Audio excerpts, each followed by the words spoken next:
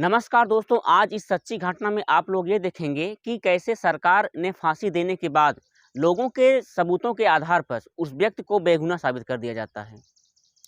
यह 21वीं सदी की एक ऐसी फांसी थी जिस पे आज भी कई सारे सवाल खड़े हो रहे हैं कि कैसे बेगुनाह को फांसी पर चढ़ा दिया जाता है। लेकिन कुछ ऐसे भी सबूत थे जिस पर उसे फांसी पर चढ़ना पड़ा। आज की कहानी उसी व्यक्ति की है जिसे फांसी पर चढ़ा दिया गया था। आदाब, सत श्री अकाल, मैं रवि। आज की जो सच्ची घटना आपको बताने जा रहा हूँ, ये सच्ची घटना है कोलकाता शहर के भवानीपुर के आनंद अपार्टमेंट का। बात कर रहा हूँ 5 मार्च 1990 को आनंद अपार्टमेंट में एक लड़की एग्जाम देकर घर आती है। एग्जाम देने के बाद वह घर में आराम कर रही थी। उसकी माँ 5:20 पर वह मंदिर जाती हैं। उस मंदिर का नाम था लक्ष्मी नारायण। माँ कहती हैं, बेटी मैं मंदिर जा रही हूँ, अपना तुम ध्यान रखना।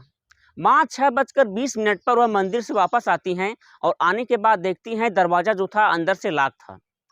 बाहर जो घंटी थी उस घंटी को प्रेस करती हैं, लेकिन अंदर से कोई आवाज़ नहीं आ रहा था। माँ एकदम सहम जाती हैं, डर जाती हैं, उनके अंदर बेचैनी होने लगती है। वह ज़ोर ज़ोर से चिल्लाने लगती हैं। उस ज़ोर ज़ोर से चिल्लाने की आवाज़ आसपास के आनंद अपार्टमेंट के लोग सुनते हैं और सुनने के बाद वहाँ पर तुरंत पहुँचते हैं। पहुँचने के बाद उनकी माँ बताती हैं कि अंदर से जो है दरवाज़ा नहीं खुल रहा है। आनंद अपार्टमेंट के लोग उस दरवाजे को ज़बरदस्ती तोड़ते हैं। तोड़ने के बाद जो अंदर का दृश्य था बहुत ही भयानक था। बेटी खून से लथपथ थी और कमरे में चारों तरफ सामान जो था वह बिखरा पड़ा था। खून से लथपथ बेटी को माँ अपने गले लगाती हैं और गला लगाने के बाद जोर जोर से रोने लगती हैं। आनंद अपार्टमेंट के लोग तुरंत जो है डॉक्टर को फ़ोन करते हैं। तुरंत वहाँ पर उस कमरे में डॉक्टर आता है और डॉक्टर आने के बाद उस लड़की को देखकर मृत घोषित कर दिया जाता है। उस मृत घोषित लड़की को चादर में लपेट कर नीचे जो है रख दिया जाता है। इसके बाद उसकी माँ जो है अपने पति को फ़ोन करती हैं और फ़ोन करने के बाद 10 से 5 मिनट के बीच में उसके पिताजी आ जाते हैं और बच्ची की लाश देखकर ज़ोर ज़ोर से रोने लगते हैं। आनंद अपार्टमेंट के लोग जो है पुलिस को सूचना देते हैं और 1 से 1.5 घंटे के बाद पुलिस भी वहां पर पहुंचती है। शव को कब्जे में लेकर पोस्टमार्टम के लिए भेज देती है। 1-2 दिन बाद पोस्टमार्टम की जो रिपोर्ट आती है उसमें यह खुलासा होता है कि ये लड़की की गला दबाकर गला घोंटकर हत्या की गई है। साथ ही साथ उस पर 21 चोटों के शरीर पर उसके निशान थे और उसकी पूरी तरह शरीर की हड्डियां जो थी वो टूट गई थी। मामला जो था यह बहुत जोरों के साथ आगे बढ़ रहा था। पुलिस जो है आसपास के लोगों से जांच पड़ताल करती है, पूछती है कि इस लड़की के बारे में कुछ जानते हो? लोग बोलते हैं इस लड़की के बारे में मैं कुछ नहीं जानता हूँ। इसके बाद पुलिस जो है इसके पिता से पूछती है कि आपको किसी भी व्यक्ति पर शक है? तो वो बताते हैं कि साल 1987 में हम लोग जो है आनंद अपार्टमेंट में रहने आए थे। हम लोग आनंद अपार्टमेंट में 3 साल से रह रहे हैं। मैं और अपने बेटे के साथ मैं मोहल्ला नंबर 3 में आभूषण की दुकान पर रहता हूँ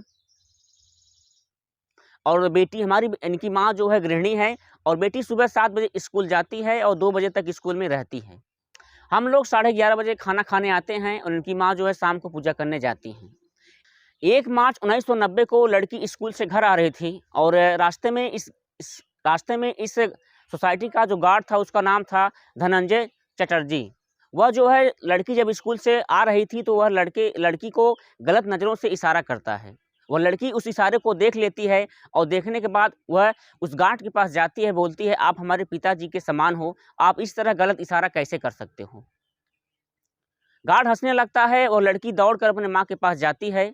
गार्ड हंसने लगता है और रोने लगती है। रोते हुए लड़की अपने माँ के पास जाती है और सारी बात बताती है कि माँ मैं स्कूल से लौट रहा था तो रास्ते में ही गार्ड जो है मुझे गलत नज़रों से देख रहा था।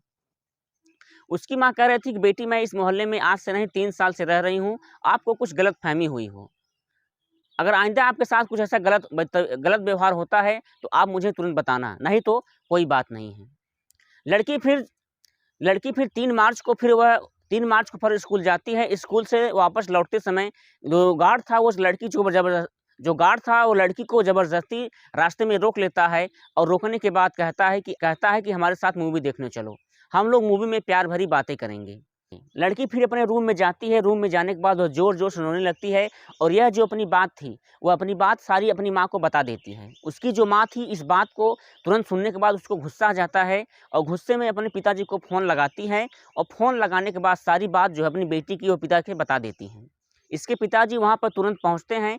तुरंत पहुँचने के बाद जो सोसाइटी के लोग थे, सोसाइटी के लोग को अपनी जो बेटी की बात थी, बेटी की बात को, सारी बात को बताते हैं। बात को बताने के बाद सोसाइटी में कहते हैं कि जो गार्ड है हमारी बहन बेटियों को इसका जो नेचर है बहुत ही गंदा है। यह बहन बेटियों को गलत नज़र से देखता है। इसकी बात सुनने के बाद सोसाइटी में एक मीटिंग बैठती है। मीटिंग बैठने के बाद वहाँ पर फैसला लिया जाता है कि ये गार्ड जो है सोसाइटी में नहीं रहेगा। इसे फ़ौरन जो इसका ट्रांसफ़र कर दिया जाए, फ़ौरन इसका ट्रांसफ़र पारस अपार्टमेंट कर दिया जाए और जो पारस अपार्टमेंट के जो सिक्योरिटी गार्ड है विजय थामा, उसको यहाँ कर दिया जाए और इस गार्ड को वहाँ कर दिया जाए। 5 मार्च को सब कुछ बढ़िया चल रहा था। पिताजी दुकान पर चले जाते हैं और दुकान से आते हैं, खाना पीना खाते हैं। खाना पीना खाने के बाद फिर वह दुकान पर चले जाते हैं। बेटी एग्ज़ाम देने जाती है। एग्ज़ाम देने के बाद वह घर पर वापस आकर अपने कमरे में आराम कर रही थी। माँ शाम को पूजा करने जाती हैं और पूजा करने के बाद वह जब वापस आती हैं तो तब तक कांड हो चुका था। पुलिस जो लगातार धनंजय चटर्जी को गिरफ्तार करने की कोशिश कर रही थी, लेकिन जो धनंजय चटर्जी था वह बार-बार पुलिस से भाग रहा था। पुलिस लगातार जो है प्रयास कर रही थी पकड़ने के, लेकिन वह पकड़ने में नाकाम रही। यह जो बात था सोशल मीडिया पर बहुत तेज़ी के साथ वायरल हो रहा था। देखते-देखते यह खबर गाँव से प्रदेश के बाद अलग-अलग राज्यों में यह फैलने लगता है। मामला इतना गर्म हो चुका था कि पुलिस ने चार्जशीट लगाकर अदालत में पेश कर देते हैं। अदालत में पेश कर देने के बाद वहाँ का जो जज था उसे फांसी देने की तारीख रख देता है। यह जो मामला था उच्चतम न्यायालय से राज्यपाल से राष्ट्रपति तक मामला पहुँच जाता है। फांसी की जो तारीख थी 25 जून 2004 को तय की जाती है, लेकिन 24 जून 2004 को इसका जो भाई था वह कोर्ट में अपील करता है और कहता है कि मेरा भाई जो है वह बेगुनाह है, इसे फांसी नहीं दिया जाए। 14 अगस्त 2004 को कुछ अटकलें सामने आती हैं, फिर फांसी को रोक दिया जाता है। लेकिन इसके बाद फांसी देने की तारीख जो है तय की जाती है।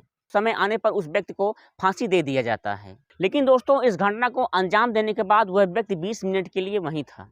जब इस व्यक्ति को फांसी दिया जाता है, फांसी देने के बाद जब अधिकारी जांच पड़ताल करते हैं कि धनंजय चटर्जी जो है उस समय उस मोहल्ले में कमरा नंबर 3 में अपार्टमेंट में वहीं था। उसी वक्त जब इस घटना को अंजाम दिया जा रहा था तो वह उसी वक्त उस मोहल्ले में मौजूद था। जब उसके बाद इसको आवाज़ लगाया जा रहा था तो उसी कपड़े में वह वापस आ जाता है। लेकिन लड़की का जो पोस्टमार्टम रिपोर्ट आया था उसमें लड़का किया गया था और लड़की के अलग-अलग शरीर पर लड़की के डेड बॉडी पर अलग-अलग चोटों के निशान थे। लेकिन जब गार्ड को जब वापस बुलाया जा रहा था, जब गार्ड बाहर आता है तो इसके कपड़े पर खून और ब्लड के एक भी निशान नहीं थे। साथ ही साथ इसका रंग भी बहुत ही बढ़िया था, इसका स्वभाव भी ठीक ही था, लेकिन इसके रंग पर कोई प्रभाव नहीं पड़ रहा था। पुलिस जो है वीडियो के आधार पर जो है वह केस दर्ज की थी। साथ ही साथ दोस्तों जब उस लड़की की हत्या हुई थी तो वह कमरा अंदर से बंद था। सोचिए जब कमरा यह अंदर से बंद था तो यह धनंजय चटर्जी उस घटना को कैसे अंजाम दिया था। दोस्तों हुआ यह था कि 5 मार्च को जब धनंजय चटर्जी को पारस अपार्टमेंट में भेज दिया जाता है तो अपनी बेइज्जती का बदला लेने के लिए इस शर्मनाक कांड को हत्या अंजाम देता है। उस लड़की की गलत तरीके से उसकी हत्या कर देता है और उसका जो केस था विजय थामा पर लग जाता है। दोस्तों देखा जाए तो जांच पड़ताल में सामने इंटरव्यू में यह भी आया कि किसी बेगुनाह को फांसी पर चढ़ा दिया गया है। दोस्तों इस वारदात में आज भी कई सारे सवाल खड़े कर रहे हैं। दोस्तों ये कहानी आपको कैसी लगी कमेंट सेक्शन में जरूर लिखें और ऐसे अमेजिंग इन्फॉर्मेशन वीडियो के लिए मेरे चैनल को सब्सक्राइब कर लीजिए, लाइक कर लीजिए ताकि ऐसी घटनाएं आपको मिलते रहें। मिलते हैं नई पेशकश कहानी के साथ, तब तक के लिए धन्यवाद।